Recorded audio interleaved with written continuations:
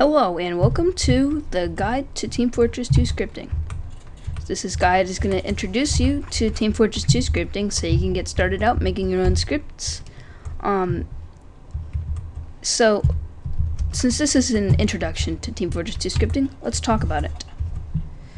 I've currently got 2 Fort loaded up here in a test Team Fortress 2 window that's just really low resolution and windowed, so I can record it with Cam Studio so I can seamlessly switch back and forth.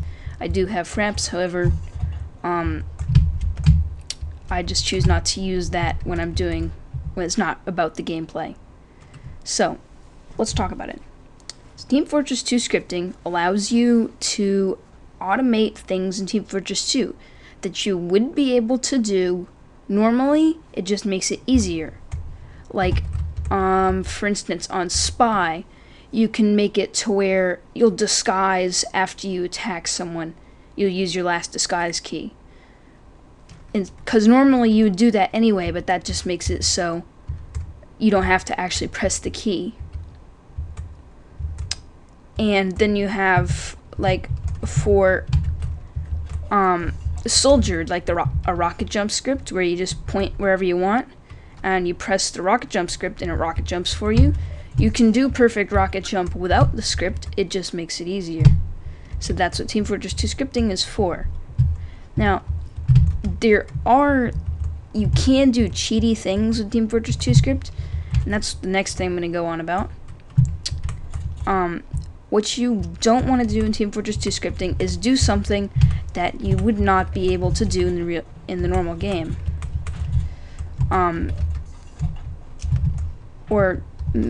Yeah, basically. So, the reason being is that it's generally frowned upon, and since VAC doesn't catch it, you can still get banned for it. It's just a lot harder for them to detect.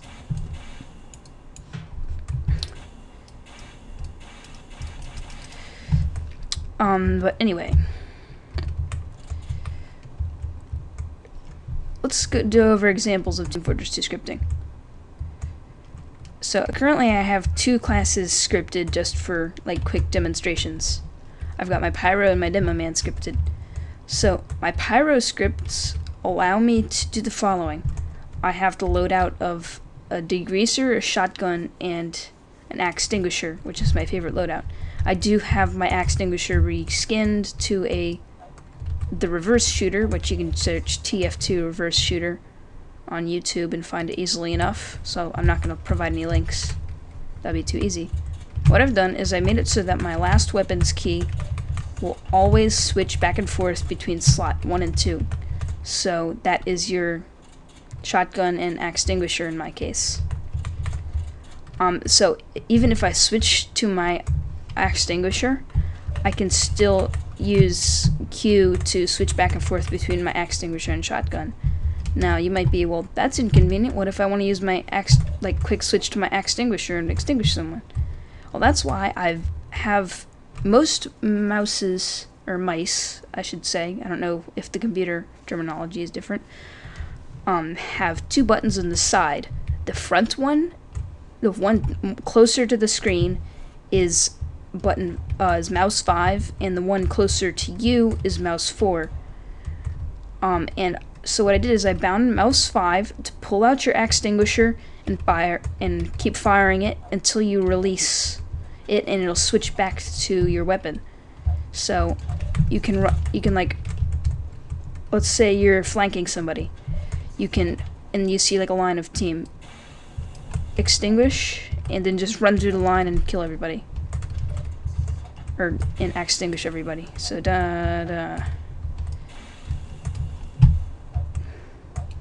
sorry if the frame rate is terrible.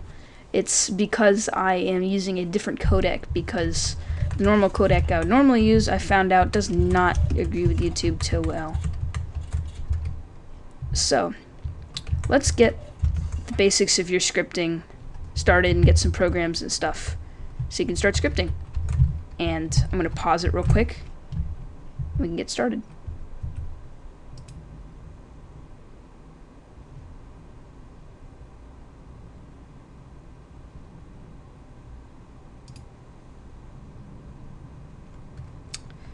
So, here I am at my desktop with the Crater Lake in Oregon as my background, in case you're wondering. So, first thing we want to do is create a few shortcuts.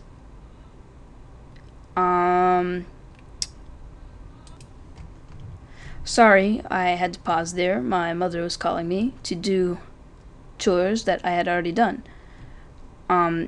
So you want to create two shortcuts. First one you want to do is right-click, new,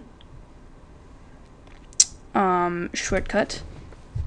And what you want to do is I've put in the description a set of arguments. What you want to do is you want to paste them in here. I'm going to go ahead and explain what they do. This right here basically is saying that this shortcut links to Steam.exe, which obviously is Steam. And what it's going to do is it's going to take Team Fortress 2, it's going to launch it, but it's going to launch it with these things. So applaunch 440 means it's going to launch Team Fortress 2. That's like the game it's launching. DirectX level 95 means just set to DirectX 9.5. SW means windowed mode. W720 is, I think, 480p. And novid takes away the Valve intro thing. And what this does is it opens a 480p window of Team Fortress 2 on your desktop, and it makes it much easier to work with since you can easily Alt-Tab, and I have mine pulled up right here. You can just Alt-Tab in and out and use it just as if it were a normal program, and it's great for testing. And so what you do is you hit next, and you just create the shortcut like TF2 testing or something. But I've already created one right here. And there's one more shortcut you want to create. You want to go into your computer, C drive, or whichever drive you have Steam, program files, Steam apps, the username you signed up to Steam with, Team Fortress 2, and you want to right click TF and send to desktop. And the reason you want to do that is because that TF folder contains like all the stuff you'll ever need for like modifying Team Fortress 2 and putting any configurations. And this CFG folder contains all the configurations. It should look something like this. The only thing that you shouldn't have is default bindings.cfg. That's a custom one I've created, and I'll show you what that does later and show you how to create it. So, one last thing we need is we need a program to create our CFG files in. So what we want to do is we want to go to Google, and we want to type in Notepad,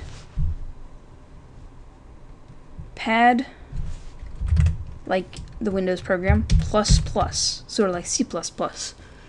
Hit enter, go to this top link, and you want to download it. And I'm not going to put that link in the description because I don't want to, because I'm lazy. And it's easy to find. So, you have your Notepad++ installer, and that's what you want to get to install Notepad++.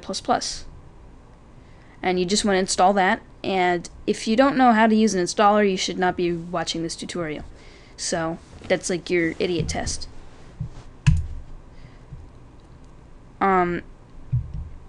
So that's basically it for your intro, and I'll see you in the next video, I guess.